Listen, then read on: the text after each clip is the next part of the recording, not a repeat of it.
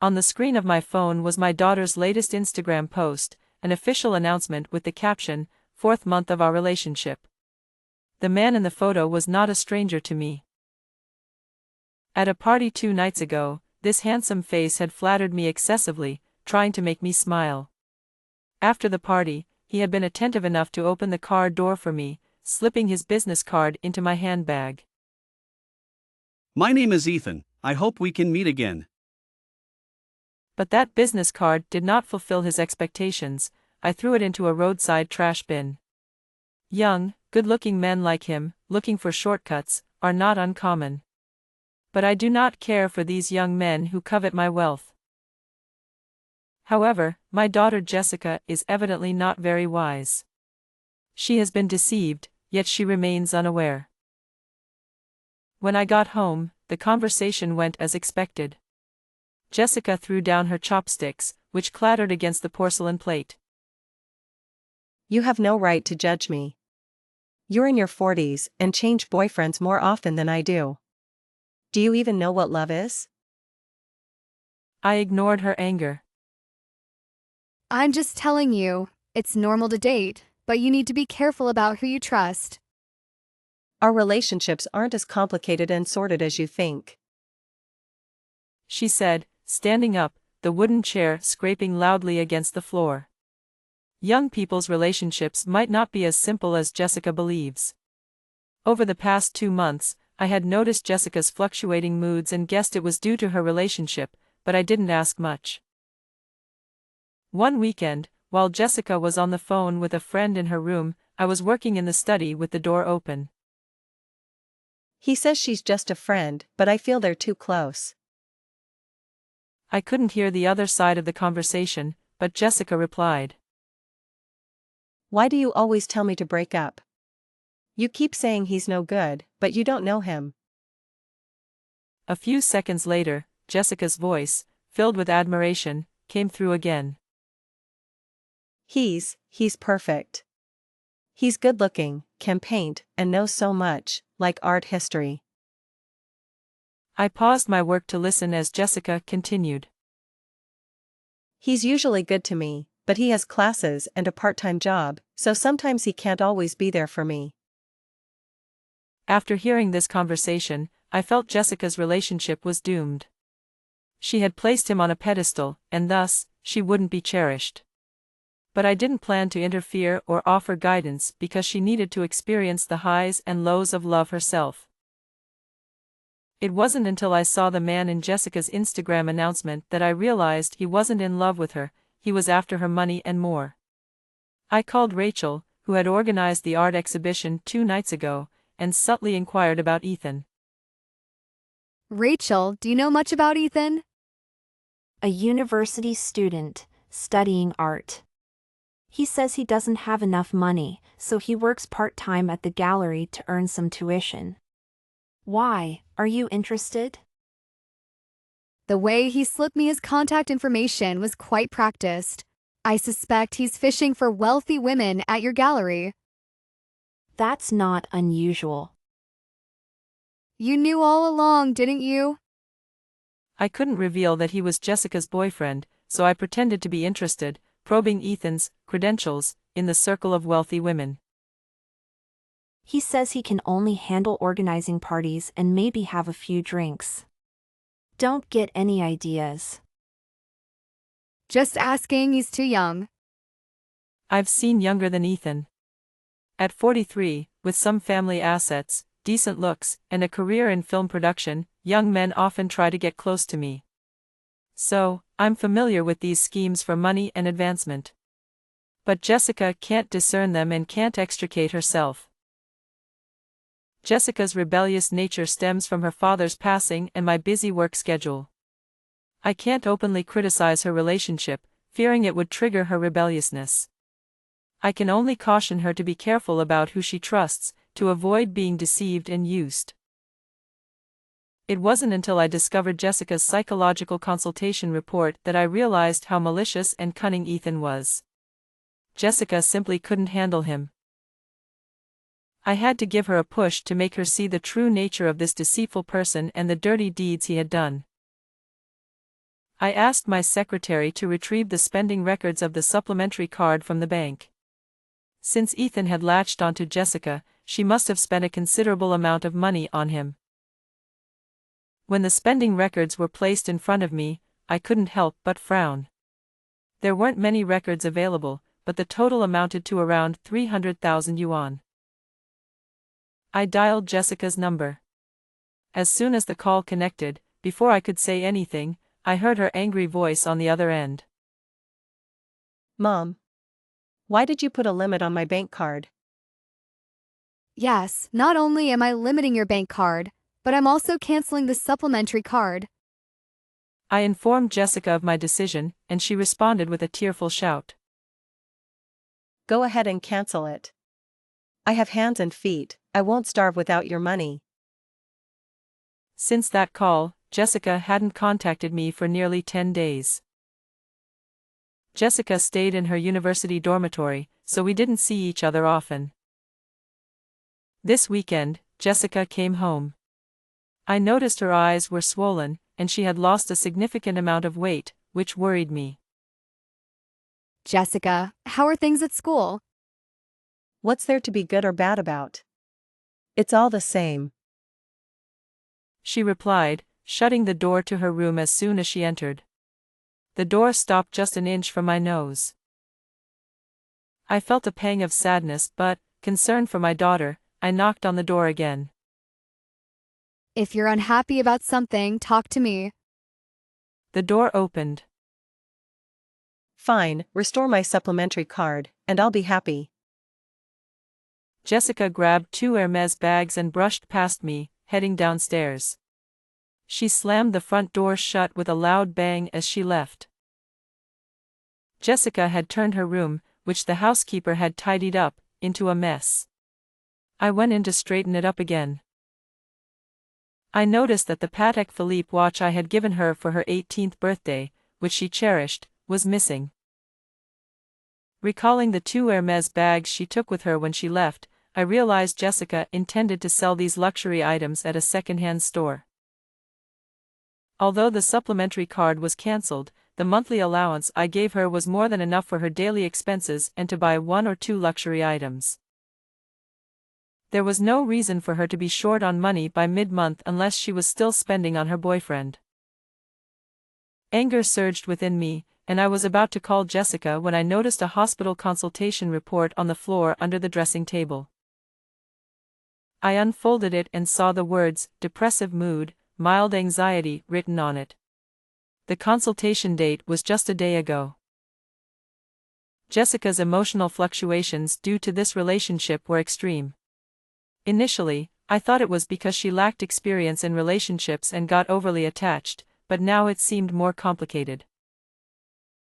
Jessica, though impulsive and willful, was inherently optimistic and wouldn't develop depressive tendencies without reason. I feared she was being manipulated.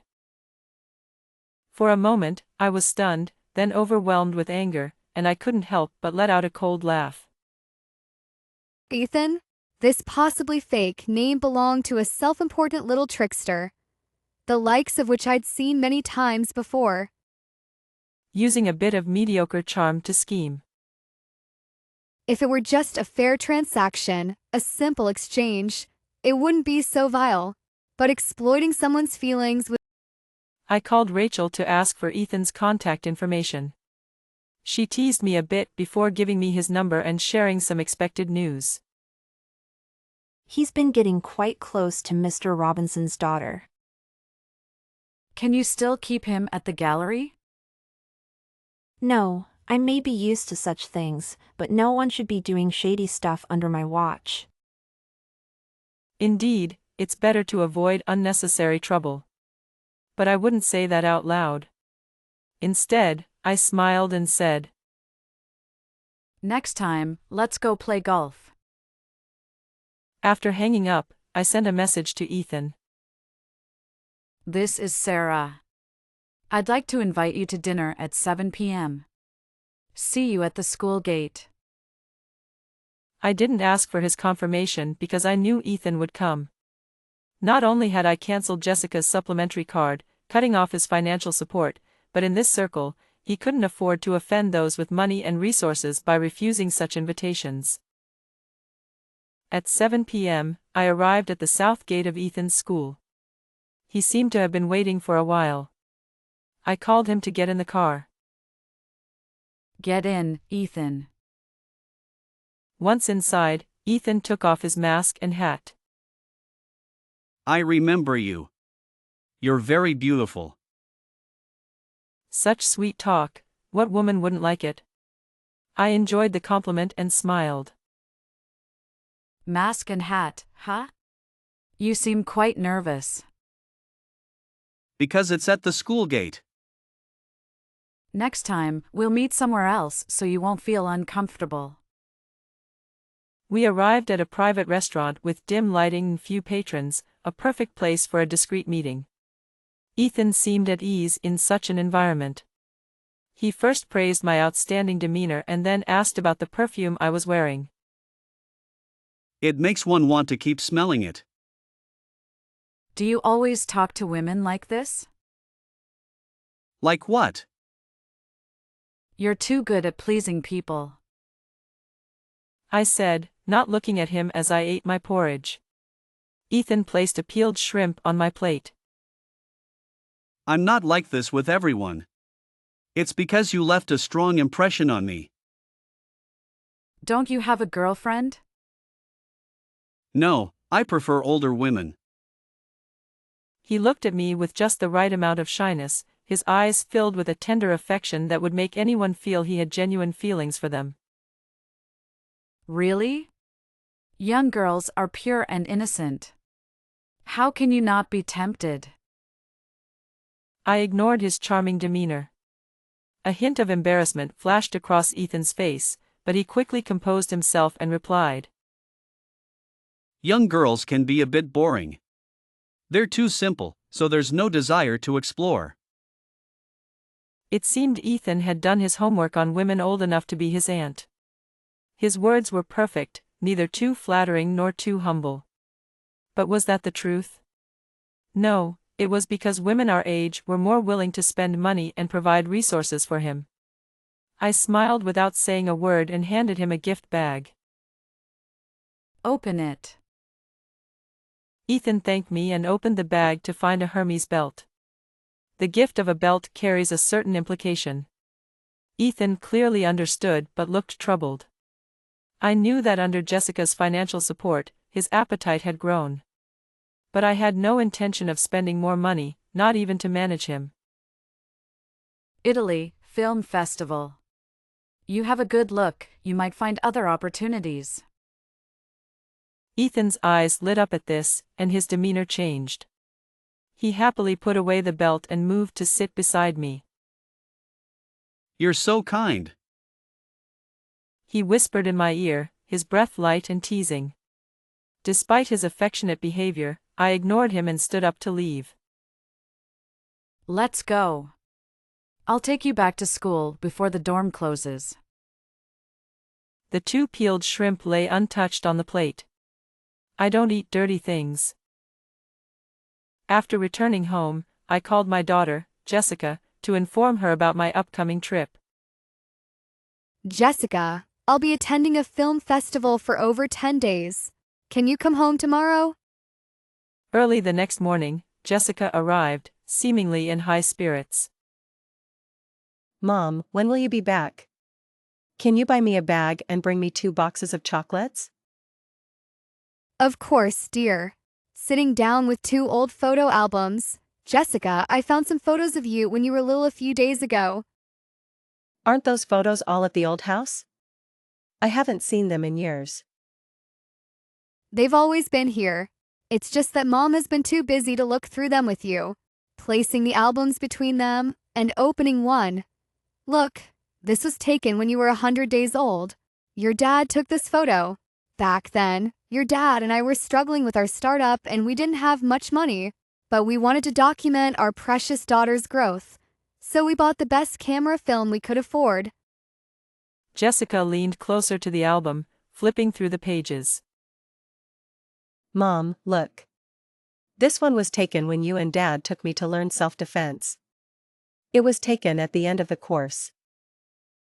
You remember that? You were so reluctant to go at first. I had to promise to accompany you before you reluctantly agreed to take the course for 2 months. Jessica bit her lip, a little embarrassed. I was young back then. Seeing her lack of confidence, I didn't argue. Jessica, Mom will pay more attention to you and spend more time with you from now on.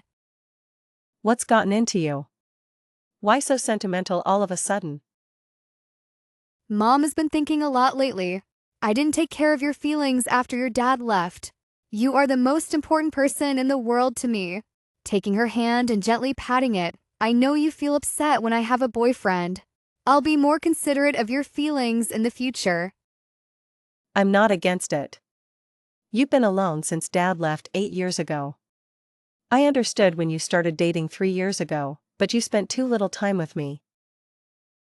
That won't happen anymore. Holding Jessica's hand. If you don't like Mom's boyfriend, you have to tell me. Okay? I don't dislike Uncle Michael.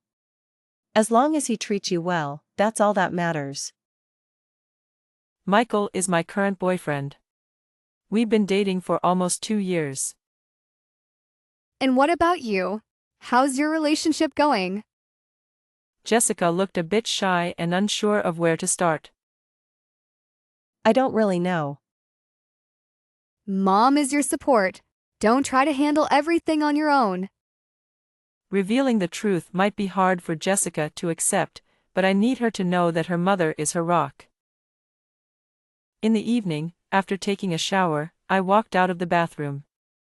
Jessica was already back in the bedroom, holding her tablet, and the sound of her watching anime filled the room. Her phone was lying on the sofa, its screen lit up, showing a WeChat chat interface. The chat background was that photo from Instagram, the one of her and Ethan. The current chat content consisted of some sweet talk, with Jessica sending 3 or 4 messages for every one reply from Ethan, and even then, his responses were extremely brief and perfunctory. I miss you so much, Ethan. Me too. I can't wait to see you again. I miss you too. Scrolling up a bit, I could see another side of Ethan. Half a month ago, Jessica had complained that Ethan was always busy and never spent time with her. You never have time for me anymore. You should be grateful to have someone like me who tolerates your temper and whims. Who else would treat you as well as I do? And indeed, Jessica didn't dare to say anything more. Scrolling further up, about 20 days ago, Jessica had playfully said, The English proficiency test is so hard. If I pass, shouldn't you reward me? Everyone else can pass it, and you find it hard? Are you just too dumb? I felt a surge of anger and decided not to look any further, intending to scroll back to their current conversation. But I realized I had scrolled too quickly and missed some messages from 4 days ago. Ethan was asking Jessica for a birthday gift, a Patek Philippe watch. You say you care about my financial situation, is this how you show it? I don't have any money right now. My mom has frozen my card. I'll save up my living expenses for 2 months and buy it for you then. Ethan didn't reply. I kept scrolling down, and the screen was filled with Jessica's messages of apology and pleas, some long, some short, along with over 10 missed WeChat calls. 2 days later, Ethan finally sent a message. I just want a watch. Everyone else has one, and I don't. The timing of this message coincided with the day Jessica went home to fetch the watch and handbag to sell. It seemed that my daughter Jessica, after visiting the psychology department alone at the hospital one day, chose to comply with Ethan's demands the next day under his emotional manipulation and cold treatment. I felt both sorrow and anger. How could Jessica not see through such an obvious scam? In my own romantic life, I had once loved sincerely, married, and had children, and later, I had my share of flings. But whether genuine or not, I had never been as pitiful as Jessica. How did I end up with a daughter who is so blindly in love? No matter how hard it is to understand, I must make Jessica see Ethan's true colors as soon as possible. If exploiting her financially isn't enough to wake her up, what about Ethan's other transactions involving money and favors? It was a Wednesday at the airport lounge. Due to the pandemic, everyone wore masks, which conveniently allowed Sarah to skip makeup. She traveled light, as her assistant had already sent the necessary items to Italy ahead of time. Ethan, on the other hand, was lugging a large suitcase. Grumbling, this suitcase is heavier than it looks. He was adorned with a watch, luxury necklaces, and rings, and had sprayed so much perfume that its scent was noticeable from 2 meters away. He looked like a preening peacock, and it came off as somewhat tacky. Upon arriving in Italy, the film festival staff guided them to the hotel lobby. Calling out, Sarah. A deep male voice called from behind. Sarah turned to see Michael. Sorry, the company kept me busy. I finally managed to clear my schedule to join you for the film festival. Teasing, you really are a busy man. Even though we're in the same city, I barely see you once every 10 days or so. Once this project is done, I'll spend more time with you. Michael then noticed Ethan standing awkwardly nearby. And this is? Smiling, a young friend, here to broaden his horizons. Handing Ethan a room key, go put your luggage in your room. After Ethan left, Sarah explained the situation between Ethan and Jessica to Michael. Chuckling, I thought you brought a young guy to make me jealous. That evening, Sarah was in Michael's room, sipping red wine, when Ethan's text arrived. Text message, sister, aren't you coming tonight? Sarah couldn't help but laugh at the message. Even after seeing Michael, Ethan still had the audacity to ask such a question. His confidence was truly misplaced. He didn't contact Ethan after that. On the third day of the film festival, Ethan cornered her outside Michael's room. Hopeful and pitiful, sister, weren't you going to take me to the film festival? Sarah tightened the shawl around her shoulders. It's not time yet. Throughout the festival, Sarah continued to keep Ethan at a distance. He sensed her coldness and, though displeased, didn't show it outwardly. And the last day, as Michael and Sarah returned to the hotel, they saw Ethan in a compromising position with a woman against the elevator wall. Concerned, is that? Calmly, yes, it is. Finally, the moment Sarah had been waiting for. She told the hotel front desk that she had locked her key card inside her room. Politely, what's your room number? 2307. This was the room Ethan was staying in, but it was registered under her name. After verifying the information, the front desk arranged for a staff member to escort her to 2307 to unlock the door. To Michael, you go ahead to your room. I'll handle this. Handling such an embarrassing situation would be easier without him around. Standing outside room 2307, Sarah took out her phone and started recording. Click. The door unlocked, and the indecent sounds inside abruptly ceased. She walked into the room, where clothes were strewn across the living room floor, becoming more intimate as she approached the bedroom. She pushed open the bedroom door. The woman started cursing, while Ethan, pale with fear, hurried to get dressed. Panicking, Sarah, this isn't what it looks like. Seeing Sarah recording, Ethan first froze by the bed, then dropped to his knees with a thud. The woman, seeing the scene, burst into laughter. She was a guest in room 2308 next door, a former well-known actress who had been blacklisted in their country due to some issues. Now, she was scraping by with minor roles in foreign films. This actress is notorious for her romantic escapades, otherwise, I wouldn't have gone out of my way to arrange her accommodation next to Ethan's. Although this woman is not a threat, I don't want to make enemies in the film industry, so I explained politely. She didn't seem to care and teased. You really need to keep an eye on him. Being taken care of and still sneaking around is just too much. After sending her off, Emily walked out of the bedroom and sat on the sofa in the living room of the hotel suite. You wouldn't be up so early without a reason. Tell me, what did she promise you? Ethan, whether genuinely scared or just acting, crouched beside her feet, trembling like a leaf. Please delete the video. I was wrong. Answer me, I'm curious. She said she knows several directors and producers abroad and can take me to shoot films overseas. Emily nodded. While it was possible to get roles, they were not significant ones. Ignoring Ethan, Emily sent the video to her daughter, Jessica. Then she pulled Ethan up and made him watch as she clicked delete on the video. The next day at noon, Emily discovered that Ethan had left early in the morning. Bombarded by messages from Jessica, Emily didn't have time to think and boarded a flight back home with Michael.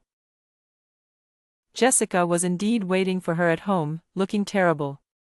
Her curly hair was messily tied at the back, her eyes were swollen and red, tears hanging from them, and her nose was red from wiping. What is all this about? It's exactly what you saw. Emily changed her shoes at the entrance, and her assistant, carrying a large suitcase, looked a bit bewildered by the tense scene. Emily turned to let the assistant leave, walked to the sofa, and pulled Jessica to sit down. I didn't investigate your boyfriend. I saw it on your Instagram and found out he attended one of Rachel's parties. So that's why you told me last time to be careful about people? Yes. Then what about this video? Why was Kevin in Italy? So his real name is Kevin. I invited him to come along, telling him that there might be opportunities in the entertainment industry if he joined me. And then? Seeing her like this, Emily felt uneasy but could only tell the truth. Michael and I went together. Kevin might have thought I was unreliable and got lured away by someone else. Jessica suddenly stood up, not even putting on her coat, and headed straight for the door. Emily hurried after her, trying to grab her, but she shook her off forcefully. This is a test of loyalty. People can't withstand such tests. This is utterly ridiculous. Emily's daughter Jessica, 21 years old, is applying some online rhetoric, making sweeping generalizations. To hell with testing loyalty. This isn't a test of loyalty, Jessica. This is exposing a deception. If he hadn't appeared at Rachel's party, I wouldn't have known him. If he had refused to go to Italy with me, or if he hadn't tried to entice other women with industry resources, how could I have caught any evidence? Emily's head ached with anger, and she pressed her temples. I knew that just telling you wouldn't make you believe it. You would keep making excuses for him. But I didn't expect that even with the evidence in front of you, you would still be like this. Like what? So foolish, so deeply mired. Jessica stood there, her body stiff, lips trembling, tears streaming down uncontrollably. Chapter. Jessica cried and, despite my attempts to stop her, turned and left. I felt helpless, knowing she didn't want to see me at that moment, and worried she might do something rash, so I had the nanny follow her. Please, keep an eye on her. Let me know if anything happens. Later, the nanny called to inform me that Jessica had returned to her dormitory, which put my mind at ease. I didn't ask Jessica how she was dealing with her emotions. When the long holiday arrived, I suggested we go hiking together. Jessica, how about a hiking trip? It could be a good distraction. Alright, Mom. Maybe a change of scenery will help. We took turns driving and reached Mount Hua. The hike was tiring, but she seemed in better spirits than before, likely because she had something to focus on and the exercise helped. This is tougher than I expected, but it's nice. I'm glad you're enjoying it. After the hike, we stayed at a hotel in a nearby county. That evening, I received a call from Rachel. Sarah, did Ethan not enjoy the trip with you? It wasn't my fault. Rachel, I don't want to hide anything from you. It's just a matter between kids, and you know my daughter. But what happened exactly? But before I could even set things up, he couldn't resist and acted on his own. What did he do? Who are you calling on behalf of? Mr. Robinson's daughter, of course. Good thing she's not a princess from ancient times, or who knows how many suitors she'd have. Her comment made me laugh. Well, tell her to be careful, or that boy might bring her trouble.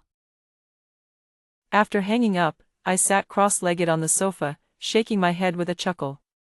Kevin seemed clever but didn't understand that being fickle was a major taboo in this circle. He probably thought these wealthy women were like the college girls he used to date, full of trust and devotion. But in reality, no one wants a bird they paid for to be disloyal. Not exposing this was just about maintaining a basic level of decency. My goal was simply to make Jessica see the kind of person he was. Once that was achieved, I was done. Unfortunately, Kevin thought that by clinging to a wealthy woman, he could complain about my harsh treatment. I had no choice but to reveal the truth. In this elite circle, he was now ostracized. Ethan got dumped. Really? Come on, stop pretending. You sly fox, you told me about Ethan's indiscretion just to make sure everyone knew, so Mr. Robinson's daughter would be too embarrassed to keep him around. Rachel, don't be mad.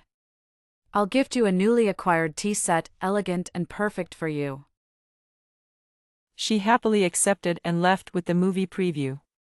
Rachel wasn't upset with me, not just because of our decade-long friendship, but also because her husband and my company had a business relationship. This is how our circle works, connections are everything, and one move can affect many. So, Kevin was indeed foolish.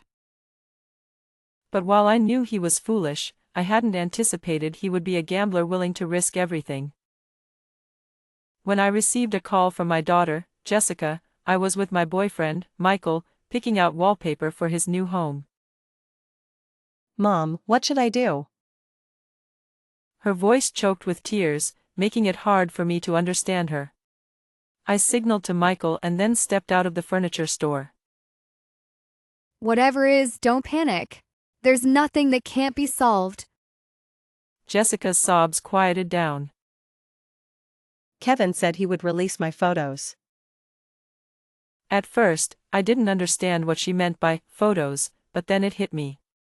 I felt a rush of blood to my head, making me dizzy, and I swayed uncontrollably. A hand supported my back. Michael had followed me out of the store. Are you okay? I steadied myself by holding onto his arm and managed to calm down. Jessica, are you at school now? In the dorm. 20 minutes East Gate. I'll come to get you. After hanging up, I looked up at Michael. Can you drive me to pick up Jessica? I don't think I can drive right now. Michael didn't ask any questions and helped me into the car. I sat in the passenger seat, watching the city lights outside the window. The northern winter gets dark early, and the streetlights passed by one. Gradually, I calmed down. Young people in love sometimes act impulsively. The fact that she told me about it and sought my help was a good sign. When I saw Jessica, she was more composed than she had been on the phone. Mom. Jessica seemed momentarily stunned when she saw Michael. He's just giving us a ride home. Jessica relaxed, knowing I hadn't told anyone else about the situation. Uncle Michael. Jessica, no matter what bad things happen, they'll pass. Look forward, don't be afraid.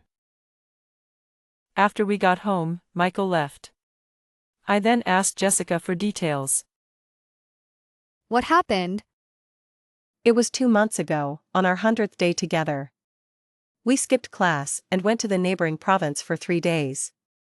Just a few photos, no videos. What kind of photos? Just a few photos of us in pajamas, hugging. I knew she felt embarrassed, so I didn't press further. What do you think we should do? I don't know. He just said he wanted compensation. I was furious inside but kept my composure. What kind of compensation? I asked him, and he said I should figure it out myself. He said it was my fault he ended up like this. Did he tell you not to call the police? Yes, he said he would release the photos without warning if I did. He dug his own grave and now blames you. How did you communicate? Do you have any records? After we broke up, I deleted all his contacts. He called me. I asked for Jessica's phone. She handed it to me. There's a call log. I panicked when he mentioned releasing the photos. By the time I thought to record, he was almost done talking. I checked the call log, 5 minutes and 13 seconds. The recording was only 1 minute and 57 seconds. Kevin's words were very subtle. I just want some compensation. Otherwise, I don't know what I might do in a moment of emotional instability. What do you want to delete those photos? What do you think? In the recording, Jessica was already losing control. What do you want from me? If you want money, I'll give you money. That's what you said. I never mentioned money. After listening to the recording, I checked the time. It was past 8 in the evening. I contacted the company lawyer, Jessica, and drove to her place. Upon meeting, I briefly recounted the relationship between Kevin and Jessica, including the numerous times Kevin had asked for gifts during their relationship. Did he explicitly ask for money? Jessica inquired as I mentioned that Kevin had threatened her with intimate photos. No, he never directly asked for money. He just mentioned wanting compensation, but what else could that mean?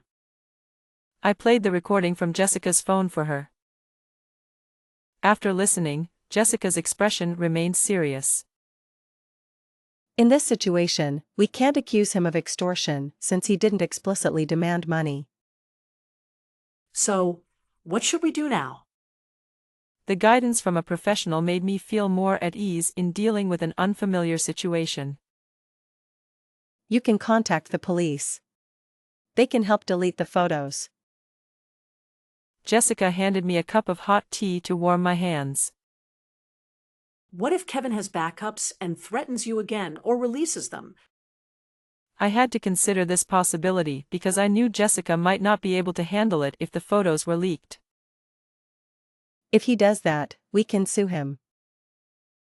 Jessica said, putting on her coat and changing her shoes. I'll go with you to report this to the police. Let's pick up Jessica first. At the police station, Jessica recounted the details to the officers and made a statement. The police assured us that they would verify the situation and take appropriate action if necessary. Back home, Jessica was too afraid to go to school, fearing the photos might be leaked. She stayed home, constantly checking the school forum for any mention of her. Any slight disturbance made her extremely anxious. I stayed home to keep her company. On the third day, Jessica received a call from the police, informing her that the photos had been deleted from Kevin's phone and computer. They also warned him about the consequences of keeping backups and causing harm. Jessica finally felt relieved and returned to school the next day. Meanwhile, I took the initiative to contact Kevin. We met at the same private restaurant where I had brought Kevin before. Kevin sat across from me, no longer pretending to be charming. His small, pale face and unusually thin eyebrows gave him a petty and mean appearance. Why did you ask me here? To see if I have backups? Kevin, from Tongcheng. Your mother worked at the post office but was laid off before retirement.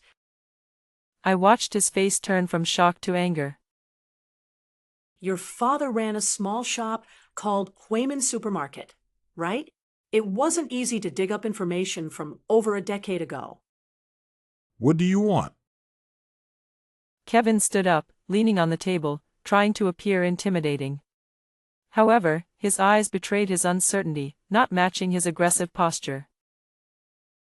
When you were 7, your father lost both hands due to gambling debts. A few years later, your mother divorced him and raised you alone. Don't worry, I don't want to do anything. I just want you to know who you're provoking. I gestured for Kevin to sit down. You wouldn't want your neighbors to know about your dirty deeds, would you?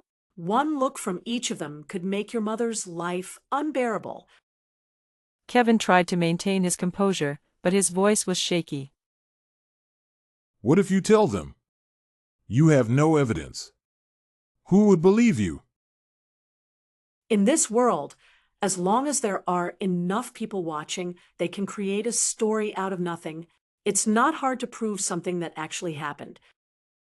I watched Kevin's face turn from anger to fear and continued.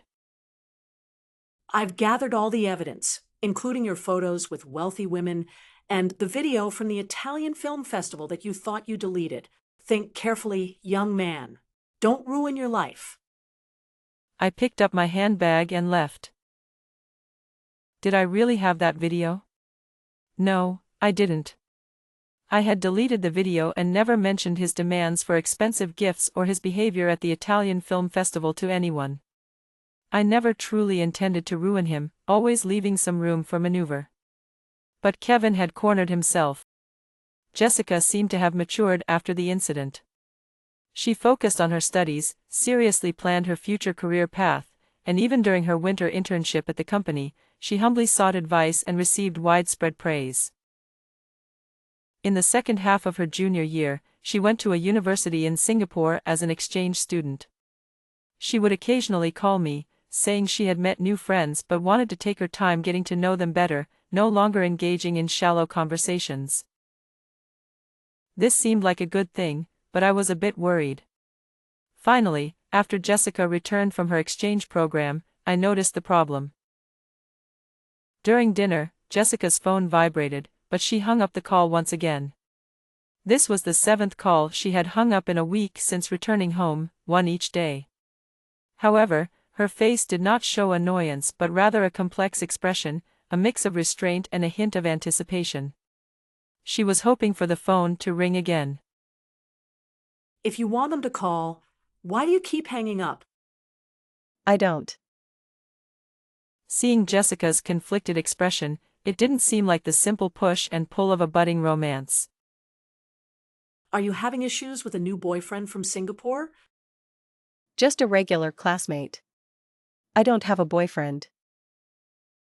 I realized what I was worried about. Jessica no longer trusted relationships and had become overly cautious. I wanted to talk to her about it but couldn't find the right moment. Until the boy who had been calling showed up at our front gate.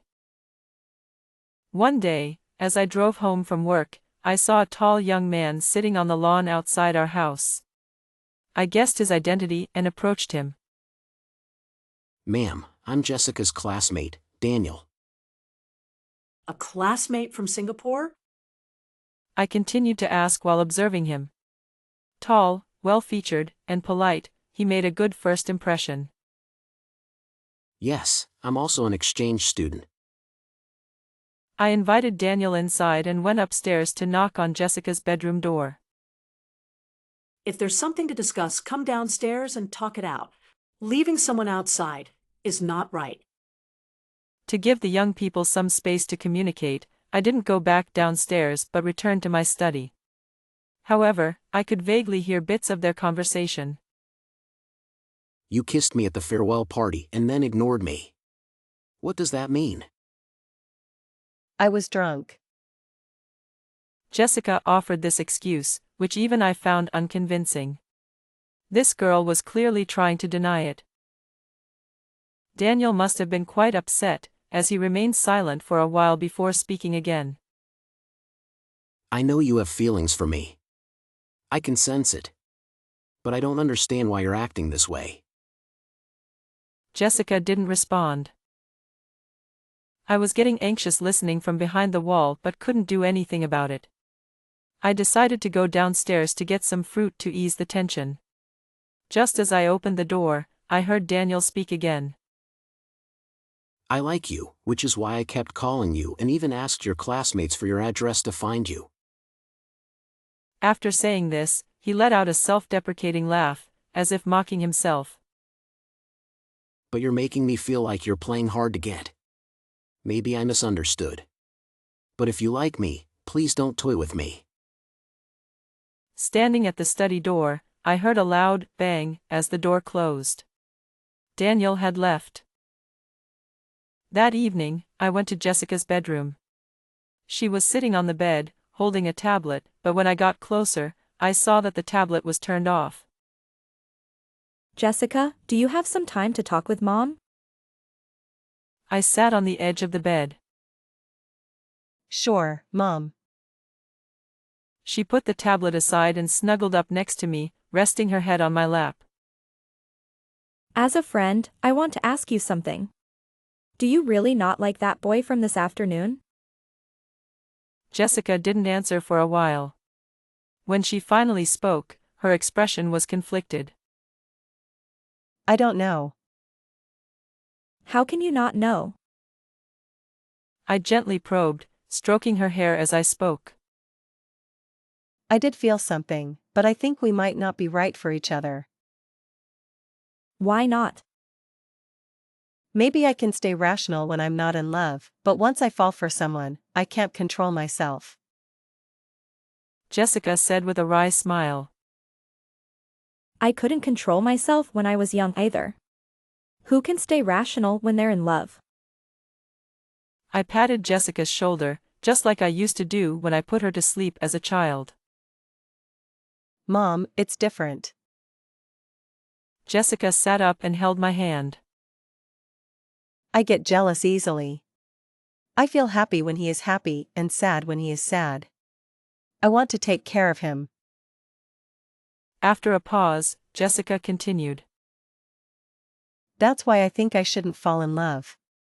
I can't control myself. Even my friends and roommates say I'm too emotional when it comes to love. I nodded in understanding and then asked Jessica. What do you hope to be like when you're in love? Emotionally stable, not swayed by the other person. If it works out, great. If not, we part ways. She thought for a moment and added. Yes, that's very carefree. But Jessica, once you invest your feelings in a relationship, it's impossible not to be affected by the other person. Unless you invest very little emotion, which means you don't really like that person or need them. But then, what's the point of being in a relationship? Being single is fine too.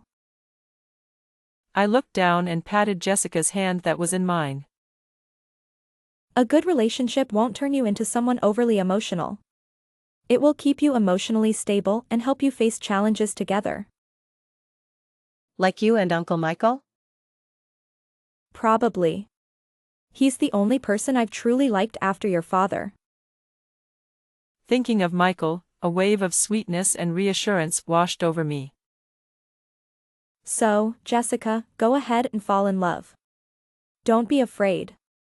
Be discerning and avoid people with poor character. I smiled at my daughter. You might meet some unsuitable people, but don't worry. There will always be someone who fits you well. Jessica intertwined her fingers with mine, looking down shyly. What if I can't help but give him my all? I chuckled at Jessica's girlish demeanor. If you're in a relationship, you should treat the other person well. But remember, your life should still revolve around yourself. That night, I stayed in Jessica's bedroom, talking until midnight. She insisted on hearing the story of how her father and I fell in love. I don't know how much of my advice Jessica took to heart, but I hope she remains brave in love and hate. Seize the moment, for flowers won't wait to be picked.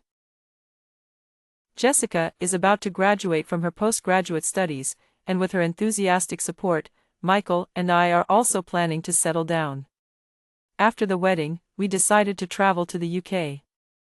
Jessica, not one to shy away, insisted on joining us. While waiting at the airport, Jessica frequently sent voice messages on her phone, urging the other party. Following him everywhere, huh? It's just a 2-week trip, and you still have to bring your boyfriend along. That's not it. Daniel is going to check out a school. He's planning to apply for a PhD. Is it the same one you applied to? No, he's applying to a different city. I've already applied, but he doesn't want to be in a different country, and my school doesn't offer his program. Won't that still be long distance? It's fine. Whether he comes to see me or I go to see him, we can still meet from time to time. My daughter has finally found peace in her relationship, no longer anxious or insecure, and no longer afraid to take the initiative and make sacrifices.